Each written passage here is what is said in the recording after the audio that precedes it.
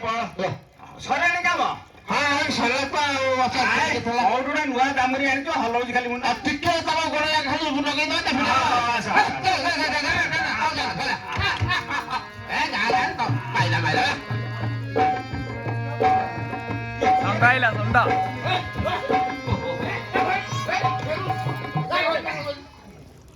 ଜାଗା ଦେଖି ମାରିଛି। ହଉ ଗୋଟେ କଥା କଣ ଦେଲା କି ଦାଦା କଣ କେମିତି ଆସିଲ କହିଲୁ? ଟିକେ ରୁହ କଣ ମାରିଦେଲା ସିଂହ ଲଗେଇଦେଲା ଟିକେ। ହଁ ହଁ ହଁ ନୂଆ ମାରୁଛି କଣ କରିବା ବଳଦ ବଢିଆ ବଳଦଟା ଆଣିଛ। ହଁ ହେଲେ ତାକୁ ମଣ କରିନା କଣ ଆସିଲ କହିଲ କଣ ଆମର ତ ଏ ଅଞ୍ଚଳ ପାଣି ସମସ୍ୟା 3 ମାସ ବର୍ଷା ହେଲେ ସେଇ ଦିନରେ ଯାହା ଆମେ ଫସଲ କରିବୁ ତାପରେ ଶୋଇବୁ ଆଉ ହବନି ଫସଲ ମରୁଡ଼ି ପଡିବ। ତେଣୁ ସେଥିପାଇଁ ରାତି ଟଙ୍କା କହୁଛି ମୁଁ ସୁରଟ ପଳେଇବି ଏଠି ମୋର ଲାଭ ହଉନି।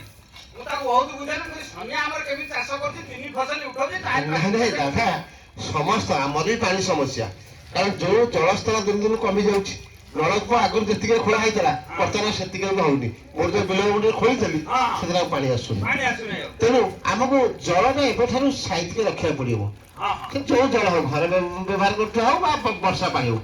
ମୁଁ କଣ କରିଛି ବିଲ ଗୁଡେ ଗୋଟେ କୁଆ ଖୋଳି ଦେଇଛି ଚୂଳା ଭଳିଆ ଖୋଳି ଦେଇଛି ସେଠି ଯାହା ବର୍ଷା ହେଲା ସେଟା ଜମା ହେଲା ଉପର ମୁଣ୍ଡରୁ ଯୋଉ ପାଣି ଆସୁଛି ସେଇଟା ଆସିଲା ତା ଭିତରେ ମଧ୍ୟ ପଶିଲା।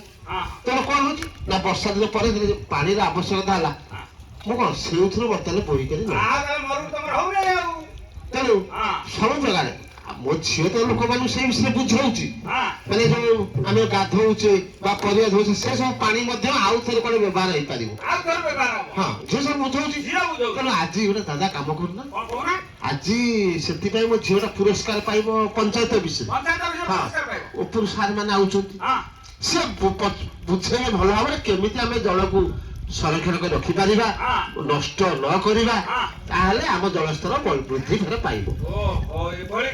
ଆଜି 4ଟା ବେଳକୁ ଆସ ନାଚ ଗୀତ ବି ହବ ଏଇଟା ଭଲ କଥା ନା ନାଚ ଗୀତ ହବ ଆଉ ଯିବା ଦେଖିବା ଦେଖିବା ଭଲ ଭାବରେ ବୁଝିପାରିବା ଆଉ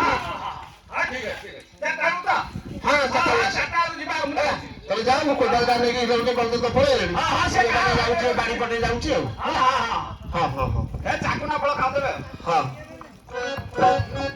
ହରି ବୋଲ ଜୟ ଜଗନ୍ନାଥ ଜୟ ଜଗନ୍ନାଥ ଜୟ ଜଗନ୍ନାଥ। ଗାଁ ମଝିରେ ପହଞ୍ଚିଗଲେ ଗାଁର ସମସ୍ତ ଲୋକ ଏଇଠି ଉପସ୍ଥିତ ଅଛନ୍ତି। ରାମାୟଣ ପଦେ ଗାଉଛି ତୁ ସମସ୍ତଙ୍କ ଘରେ ଯାଇକି ଭିକ୍ଷା ମାଗି ଆଣିବୁ। ଏ ଗୋସାଇ ଏ ରାମାୟଣ ଛାଡିକି ଆଉ କୋଉ ବିଷୟରେ ଗୋଟେ କହୁନ ଆଉ କୋଉ ବିଷୟରେ ଏଇ ପାଣି ବିଷୟରେ କହିବି ତତେ ଆଜି। ଏଇ ପାଣି ବିଷୟରେ ପାଣି କଣ ହେଇଛି କି ପାଣି ଦେଖୁନୁ ପାଣି କଣ ହେଇଛି ପାଣି ତ ଅଛି ତମର କଣ ହେଲା କଣ ହେଇଛି ଦେଖୁଛୁ ପାଣି କେମିତି ଫୁଲ ହେଇକି ପାଣି କେମିତି ବୋହି ଯାଉଛି ତଳ ବେଳକୁ। ହଉ କଣ ଅସୁବିଧା ହଉଛି ମୁଁ କହୁଛି ଶୁଣୁ। ହଉ ତୋର ମଙ୍ଗଳ ହବ ସେଠି ଗ୍ରାମବାସୀ ମାନଙ୍କର ବି ମଙ୍ଗଳ ହବ। ତୋତେ ଏତେ ଦିନ ହେଲା ହେଲାଣି ଦେଖା ଆଜି ଗୋଟେ ଭଲ ଗୋଟେ ହରିବୋଲ ପକେଇଲୁ।